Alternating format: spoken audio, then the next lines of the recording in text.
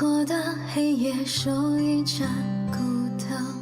A netizen in Tonghua shared that every single household in our local community has essentially been sealed at home. We are not allowed to go out, even to dump trash cans. There are security guards on the first floor whose job is to ensure that nobody comes out. There's no car running on the street. Our food is running out. Our neighbors upstairs have already started to eat noodles blended with bean paste, as all other food have run out. The community center does not pick up calls when we try to seek help. Before our residential compound area was locked down, the price for eggs has already increased to 7 yuan per caddy. The nearby hotel in our city has also been used for quarantine purposes. This post was shared on January 23rd. Another netizen replied, I am also a resident of Tonghua City. I have been pregnant for 8 months. There are still vegetables at home, but we haven't eaten fruits for many days. The community management center never reached out to us. It appears that there is no one really in charge. I understand that now the situation is unprecedented, but I really don't know what would happen after all of our resources have been exhausted. Another netizen replied, my parents have run out of food,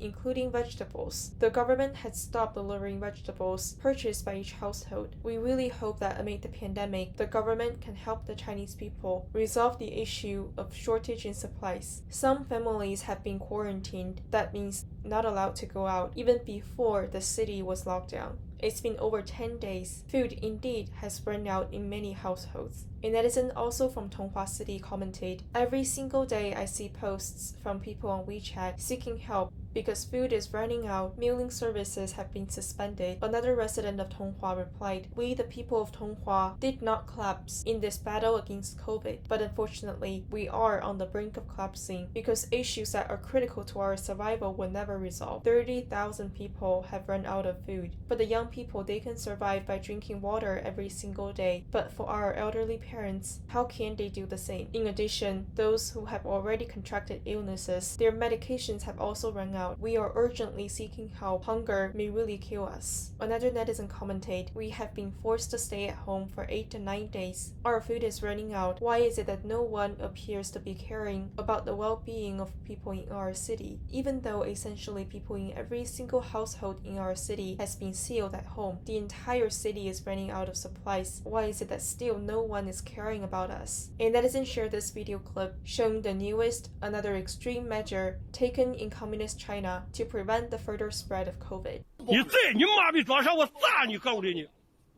杀你妈逼一整你，这个你妈逼时候你还妈逼我踹有你我，好罢了，你妈逼来的。A netizen replied, this is actually not new as this was already used last year. A netizen recalled, back when Biden was still on the campaign trail, he iterated that he had good measures in mind to combat COVID. However, after he took office, his rhetoric completely changed.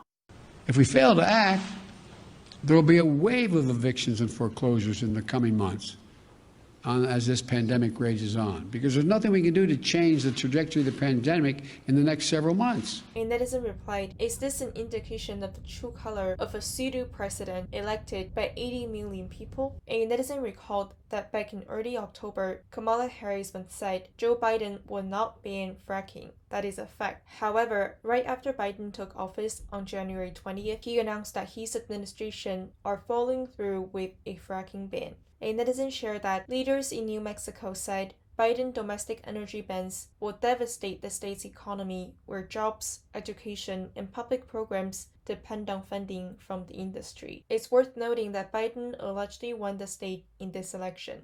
A netizen shared that Diamond and Silk recently said they will never be able to erase Trump's legacy. Millions of jobs created, record low unemployment. Now it looks like we are transitioning from greatness to darkness. A Chinese dissident replied, Rome was not built in a day, but it burned in one.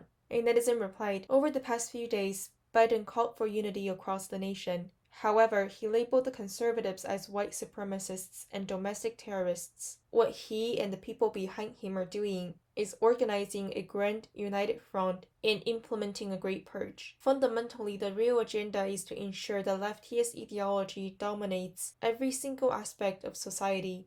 A netizen shared these two screenshots, both from January 20th, showing how YouTube allegedly lowered the number of dislikes for the video of the Biden administration's first press briefing. A netizen shared these two pictures. The real weather in Washington, D.C. back on Inauguration Day of January 20th was cloudy, but in the live streaming of all mainstream media channels, a sunny day was shown.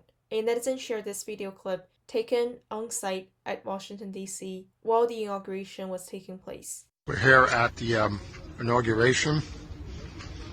It's the most bizarre scene you ever saw in your life. There's like 100 people at the Biden inauguration. A netizen replied, "Upon seeing these, do you still believe that the mainstream media really did the live streaming of the inauguration? Or another possibility is that what they played on the day of the inauguration was just a pre-recorded video."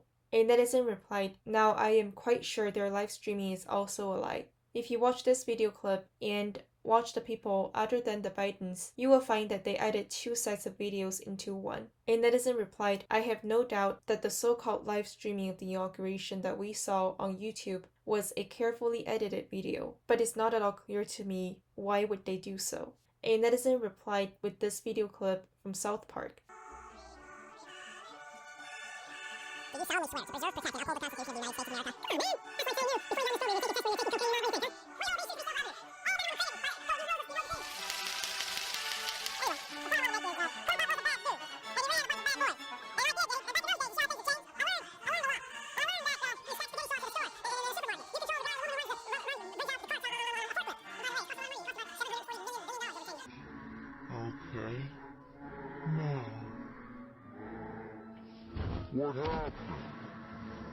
Do you solemnly swear to preserve, protect, and uphold the Constitution of the United States of America? I do.